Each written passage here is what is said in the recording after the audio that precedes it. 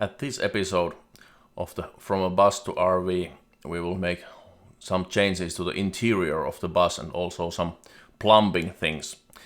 This is, for example, the best way to remove the plywood boards inside of the bus.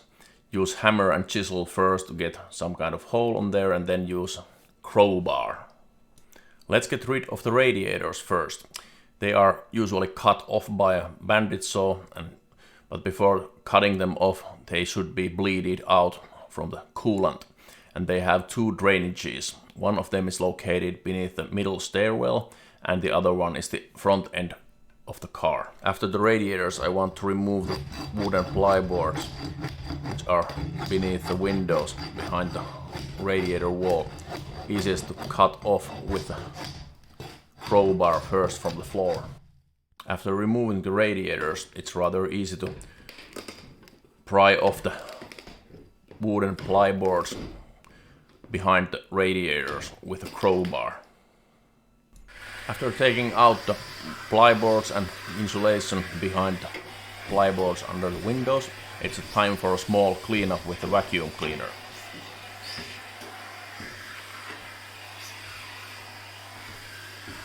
Easiest way to take off the actual floors is to take them off with the crowbar. I was trying to find the screws between the plastic mat and the plywood, but this being a high quality bus, also the screw tops have been covered with some kind of substance in order to make them invisible through the mat. After almost 1 million kilometers of highway, this bus has gathered a significant amount of sand to the top of the rear fenders. It must be removed next. In this walkthrough video, you can see the rear side of the bus with all the floors and also the beneath of the walls removed and also the insulation. Pay attention to the missing horizontal bars of steel right at the after of the right side rear wheel. It's going to be the staircase to the basement. Then it's time to do some plumbing.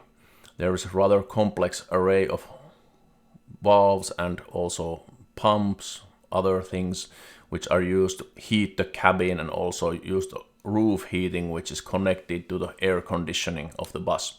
I will just simply bypass them with a pipe, and I will remove all the extra pipes in order to make the circulation of the coolant as simple as possible, which comes directly from the auxiliary heater, and it just heats the cockpit and engine.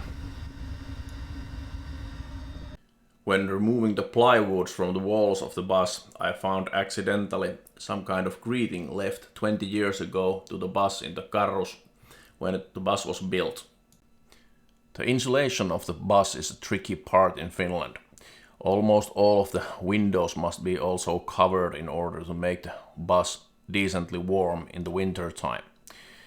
There are two different kind of main materials used to insulation. The cheaper one is a polystyrene and the more expensive one is the polyurethane. I will use the polyurethane in order to make the insulation enough warm yet not too thick for living in the bus. This is the only place I have to use the polystyrene in order to have thin enough plates to make them to fit between the outer metal sheets and also the inner metal bars in the bus wall. All the other places are furbished with the polyurethane plates.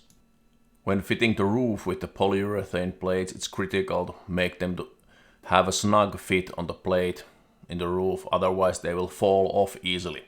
So I will use old thin wooden pieces in the time of gluing all the parts into the roof, and they will put some tension on the polyurethane plates when the glue dries up. The glue I was using was concrete stone glue, which was meant to build some kind of masonry equipment. It's extremely durable and also heat resistant.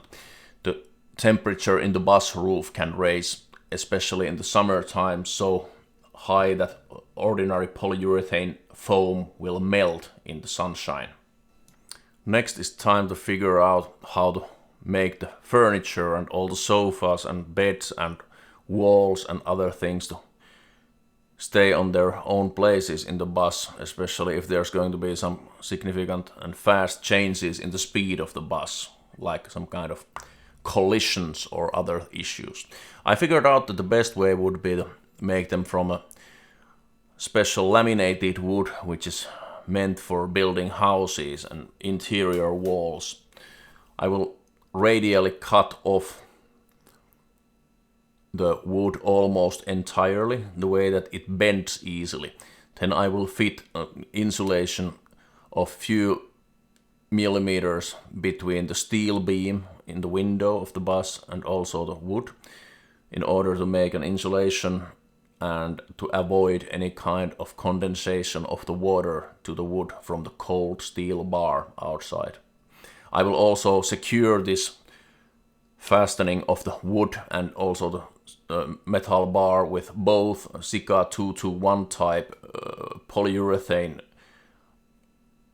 glue and also with few screws which have drill head. This tank inspection hatch was the only hatch I was able to find from the bus floor. Lucky me. If you like this video, please subscribe and see you next time.